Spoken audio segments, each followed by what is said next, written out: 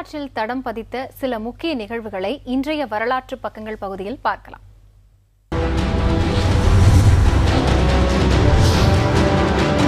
சூரியன், கோள்கள் மற்றும் விண்மீன்கள் பூமியை மையமாக கொண்டே சுற்றி வருகின்றன என்ற தாலமியின் கோட்பாடுதான் 15ஆம் நூற்றாண்டு வரை நம்பப்பட்டு வந்தது.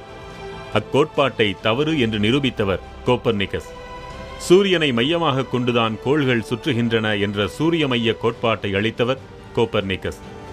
கத்தோலிக்க மதகுருவாக இருந்த Copernicus on the revolutions of the heavenly bodies என்ற நூலில் சூரிய மைய கோட்பாட்டை பற்றி விளக்கியுள்ளார்.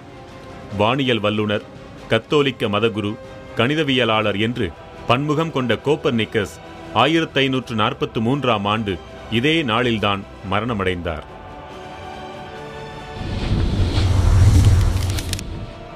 செய்தியை அனுப்ப புறாக்களையும் மனிதர்களையும் பயன்படுத்திய காலத்தில் மின்சாரம் மூலம் செய்தியை அனுப்ப முடியும் என்று நிரூபித்தவர் அமெரிக்காவைச் சேர்ந்த சாமுவேல் மோர்ஸ். 1837ஆம் ஆண்டு இவர் கண்டுபிடித்த மின்சார தந்தி தகவல் தொடர்பில் ஒரு பெரும் புரட்சியை ஏற்படுத்தியதென்றால் அது மிகையல்ல. எனவேதான் இவர் கண்டுபிடித்த கருவி இவரது பெயராலேயே மோர்ஸ் கருவி என்று அழைக்கப்படுகிறது. 1844ஆம் ஆண்டு இதே நாளில்தான் உலகின் முதல் தந்தி செய்தியான வாட் ஹேட் காட் ராட் என்ற செய்தியை வாஷிங்டன் டிசியில் இருந்து பால்டிமோருக்கு சாமுவேல் மோர்ஸ் அனுப்பினார்.